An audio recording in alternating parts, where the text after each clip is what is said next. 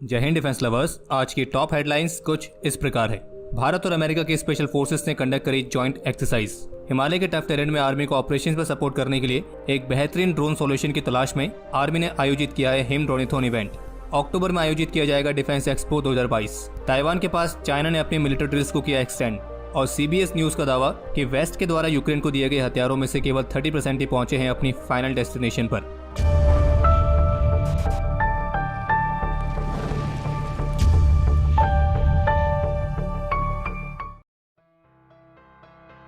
आज 8 अगस्त से हिमाचल प्रदेश में स्थित इंडियन आर्मी के स्पेशल फोर्सेस ट्रेनिंग स्कूल में इंडियन आर्मी और US आर्मी की स्पेशल फोर्सेस के बीच वज्र प्रहार जॉइंट एक्सरसाइज के 13वें एडिशन को शुरू किया गया है और इस एक्सरसाइज के दौरान दोनों देशों की आर्मीज स्पेशल फोर्सेस ऑपरेशंस में अपने अपने एक्सपीरियंस और बेस्ट प्रैक्टिसेस को शेयर करेंगे। इसके अलावा आर्मी से जुड़ा एक अपडेट ये भी सामने आया है कि इंडियन आर्मी द्वारा ड्रोन फेडरेशन ऑफ इंडिया के कोलैबोरेशन के साथ हिम ड्रोनेथॉन को कंडक्ट किया गया है और इस इवेंट में उन खास ड्रोन बेस्ड सॉल्यूशंस के प्रपोजल्स को इनवाइट किया जाएगा जो कि पहाड़ी इलाकों में इंडियन आर्मी ऑपरेशंस में सपोर्ट करने के लिए इस्तेमाल होंगे। यानी कि इस हिम ड्रोनेथॉन इवेंट को आयोजित करने का प्रमुख उद्देश्य है आर्मी के फ्रंट लाइन सोल्जर्स के लिए एक खास ड्रोन सॉल्यूशन बिल्ड करना और इसमें autonomous surveillance search and rescue drone, heavy lift logistic drone, nano और माइक्रो ड्रोन और इस तरह की और भी कई सारी ड्रोन्स की कैटेगरीज इंक्लूड की गई हैं। और इस पूरे इवेंट के लिए आर्मी ने जो एक्टिविटीज प्लान की हैं तो उनमें से एक है यूजर्स और डेवलपमेंट एजेंसीज के साथ बातचीत। इसके अलावा ग्राउंड पर्सपेक्टिव को और भी अच्छे तरीके से समझने के लिए फॉरवर्ड एरियाज की विजिट भी इसमें की जाएगी। इंटरनल डेवलपमेंट के लिए हैंड होल्डिंग और ड्रोन्स के फील्ड ट्रायल्स और प्रोडक्ट इवैल्यूएशन के लिए फैसिलिटीज प्रोवाइड करना और ड्रोन इकोसिस्टम में स्वदेशीकरण को बढ़ावा देने और ड्रोन टेक्नोलॉजी डेवलपमेंट को तेज करने के लिए ड्रोन फेडरेशन ऑफ इंडिया और इंडियन आर्मी की आर्मी डिजाइन ब्यूरो के बीच MOU साइन किया गया है। और इस MOU के तहत जो ड्रोन फेडरेशन ऑफ इंडिया है वो ड्रोन इकोसिस्टम के स्वदेशीकरण के अलावा आर्मी को उनके रिक्वायरमेंट के हिसाब से कुछ अलग अलग ड्रोन्स, काउंटर ड्रोन और ऐसी अदर टेक्नोलॉजीज को अडॉप्ट करने में मदद करेगी। और जैसे कि इस इवेंट के नाम से मालूम पड़ रहा है तो इसमें आर्मी को खास तरह के ऐसे ड्रोन सॉल्यूशंस चाहिए जो कि हिमालय के टफ टेरेन में भी आर्मी के ऑपरेशंस में इस्तेमाल हो सकें। इसके अलावा एक अपडेट यह है कि 6 अगस्त को भारत की जेन टेक्नोलॉजीज ने इंडियन आर्मी के सीनियर ऑफिशियल्स के सामने अपने स्वदेशी तौर पर डिजाइन, डेवलप और मैन्युफैक्चर किए गए कुछ कॉम्बैट ट्रेनिंग सॉल्यूशंस को पेश किया था जो कि कंपनी ने टेक सेवी सोल्जर्स के लिए बनाए हैं। और जानकारी के लिए आपको बता दें कि जेन टेक्नोलॉजीज भारत की उस कंपनी में आती है जो स्वदेशी तौर पर बनाए गए अत्याधुनिक डिफेंस ट्रेनिंग सॉल्यूशंस और एंटी ड्रोन सिस्टम्स के सॉल्यूशंस प्रोवाइड करती है।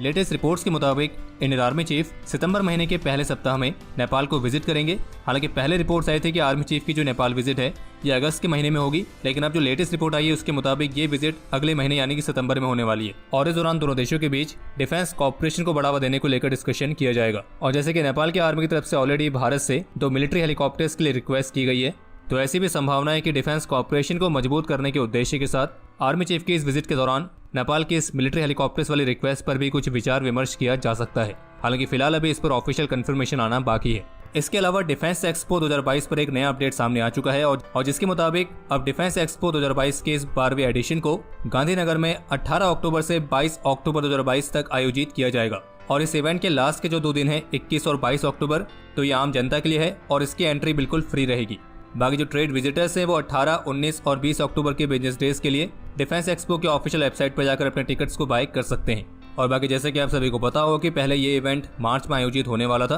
फिर रशिया यूक्रेन के बीच वॉर छिड़ जाने की वजह से कई सारे पार्टिसिपेंट्स को लॉजिस्टिकल प्रॉब्लम्स का सामना करना पड़ रहा था तो उसकी वजह से इस इवेंट को पोस्टपोन किया गया था।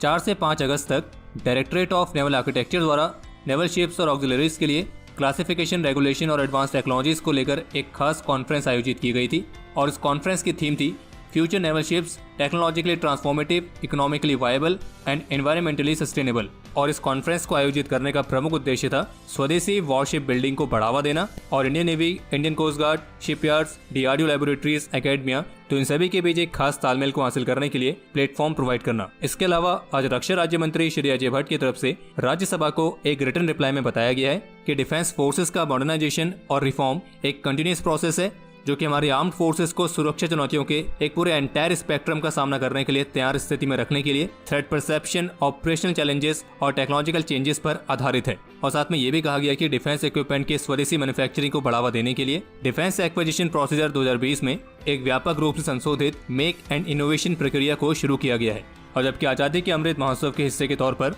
ऐसे कई सारे इवेंट्स को अभी हाल ही में ऑर्गेनाइज किया गया था जिनमें स्वदेशी डिफेंस टेक्नोलॉजीज को बढ़ावा दिया गया है। और वैसे आजादी के अमृत महोत्सव से याद आया, आज से ठीक 6 दिन बाद हम सभी भारतीय अपने 75वें स्वतंत्रता दिवस को सेलिब्रेट करेंगे और अपनी आजादी की 75वीं एनिवर्सरी पर हमारे देश में आजादी का अमृत महोत्सव भी मनाया जा रहा है। और इसी के तहत इस बार के 15 अगस्त में हमें ऐसे कई सारे इवेंट्स देखने को मिलने वाले हैं जो पहली बार आयोजित होंगे और इन इवेंट से पूरी दुनिया ये भी देखेगी कि भारत तरक्की की राह पर कितना अग्रसर हो चुका है और अब भारत दुनिया के विकसित देशों के साथ कदम से कदम मिलाकर चलने के लिए भी तैयार हो रहा है। लेकिन इस सब में ध्यान देने वाली बात यह है कि ऐसा तो है नहीं कि भारत पहले से गरीब देश था और अब जाकर वो विकसित हो रहा है, जबकि एक समय ऐसा भी था जब भारत सबसे बड़ी सुपर पावर था। और इस बात से भी आप अंदाजा लगा सकते हैं कि भारत को सोने की चिड़िया यूं ही नहीं कहा जाता था। लेकिन क्या आपने कभी सोचा है कि सोने की चिड़िया कहे जाने वाला हमारा भारत इतना कैसे पिछड़ गया कि हमें लगभग 75 साल लग गए हैं और अभी भी हम दुनिया के विकसित देशों के साथ बराबरी करने के प्रयास में लगे हुए हैं। तो इस आजादी के अमृत महोत्सव पर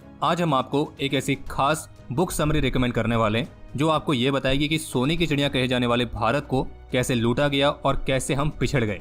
इस बुक समरी का नाम है द थेफ्ट ऑफ इंडिया और जो बुक समरी है ये उपलब्ध है भारत के leading audio shows platform Kuku FM पर। और कुकू FM एक ऐसा unique made in India platform है जिसमें आप इस बुक समरी को कहीं भी और कभी भी सुन सकते हैं। और केवल यही नहीं बल्कि इसमें इस तरह की और भी ऐसी कई सारी बुक समरीज हैं, ऐसी कई सारी ऑडियो बुक्स हैं जो आपको अलग अलग फील्ड की कई महत्वपूर्ण जानकारी देती हैं। और अभी के लिए इसमें एक बहुत ही खास ऑफर है और वो ये है कि इनके एनुअल सब्सक्रिप्शन जो कि है 399 रुपीज का, उससे आप हासिल कर सकते हैं मात्र 199 रुपीज में। पर उसके लिए आपको हमारे कूपन कोड DS50 का इस्तेमाल करना है। तो अगर आप इस यूनिक प्लेटफॉर्म को ट्राई करना चाहते हैं तो वीडियो के डिस्क्रिप्शन में हमने इनके मोबाइल एप्लीकेशन का डाउनलोड लिंक दे दिया है, उस पर क्लिक करके आप इनकी मोबाइल एप्लीकेशन को डाउनलोड कर सकते हैं और इसमें मौजूद कमाल के प्रीमियम कंटेंट को अनलॉक करके अपनी नॉलेज को और बढ़ा सकते हैं। बस ध्यान रहे जो ये 50% डिस्काउंट वाला ऑफर है ये केवल फर्स्ट 250 यूजर्स के लिए ही वैलिड है।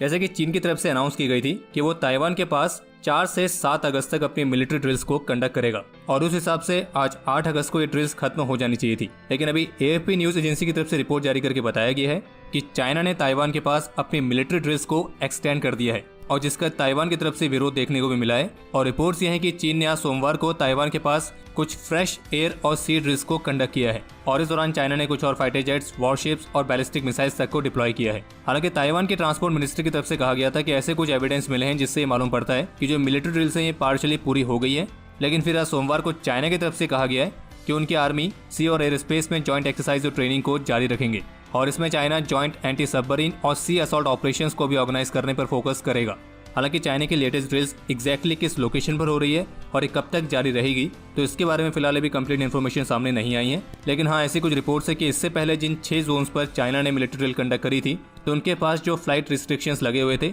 तो उन रिस्ट्रिक्शंस में ताइवान की तरफ से छूट दे दी गई है और इस ड्रिल के हिस्से के तौर पर चाइना ने ताइवान के पास अपने ड्रोन्स को भी डिप्लॉय किया है।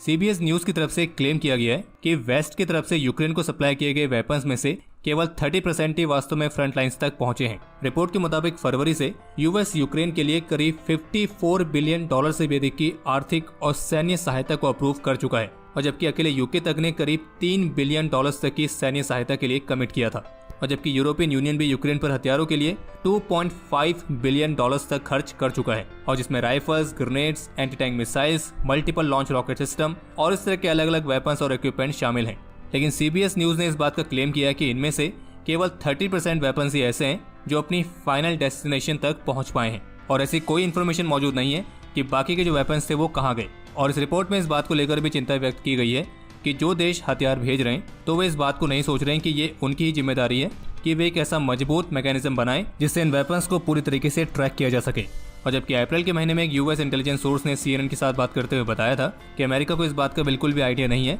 कि यूक्रेन को भेजे जाने वाले उनके आर्म्स के साथ वास्तव में क्या हो रहा है। और बाकी इसके रिगार्डिंग इकोनॉमिक टाइम्स की तरफ से भी एक रिपोर्ट जारी की गई है, आप उनके ऑफिशियल वेबसाइट पर जाकर इसके रिगार्डिंग पूरी रिपोर्ट पढ़ सकते हैं। इसके अलावा यूक्रेन की तरफ से रशिया पर आरोप लगाया गया था कि उसने यूरोप के largest nuclear power plant Zaporizhzhia में शेलिंग करी थी और जिससे एक बड़ा न्यूक्लियर थ्रेट पैदा हो सकता था और इसके लिए यूक्रेन ने रशिया पर इस न्यूक्लियर टेरर के लिए एक नए अंतर्राष्ट्रीय प्रतिबंध का भी आह्वान किया है। और यूक्रेन ऑफिशियल्स का कहना है कि रशियन फोर्सेस ने इस फैसिलिटी के 3 रेडिएशन सेंसर्स को डैमेज कर दिया है। और इसी बीच आज सोमवार को यूक्रेन ने ज़ैपोरिज़िया न्यूक्लियर पावर प्लांट के पास एक डीमिलिटराइज्ड जोन को स्थापित करने के लिए कहा है और यूक्रेन ऑफिशियल्स का कहना है कि इस स्टेशन से ऑक्यूपाइंग फोर्सेस को हटाने की जरूरत है और इसके चारों तरफ एक डीमिलिटराइज्ड जोन क्रिएट करने की जरूरत है। और हाँ, बाकी इस बात में कोई डाउट नहीं है कि अगर इस न्यूक्लियर पावर प्लांट को कोई बड़ा डैमेज पहुंचता है तो पूरे यूरोप के लिए एक विनाशकारी परिणाम पैदा हो सकते हैं। अब बाकी इस पर जो भी अपडेट्स रहेंगे हमारे डिफेंस अपडेट के माध्यम से आपको उसकी जानकारी मिलती रहेगी। और बाकी क्विक अपडेट्स के लिए आपको बताइए कि उसके लिए आप हमारे ऑफिशियल टेलीग्राम चैनल से जुड़ सकते हैं।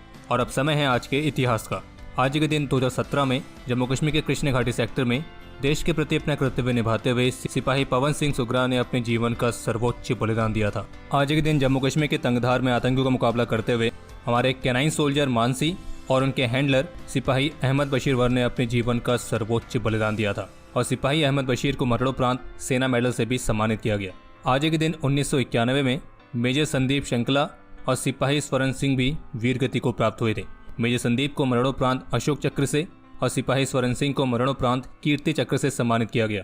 आज के दिन 1999 में कारगिल में लांस नायक बस्तीराम ने भी अपने जीवन का सर्वोच्च बलिदान दिया था। बाकी आपके लिए आज का सवाल, इंडियन आर्मी के फ्लैग में हमारा जो राष्ट्र ध्वज तिरंगा वो किस साइड में लगा रहता है? और अब समय है आज के टॉप 3 कमेंट्स का, तो ये रहे आपकी स्क्रीन पर।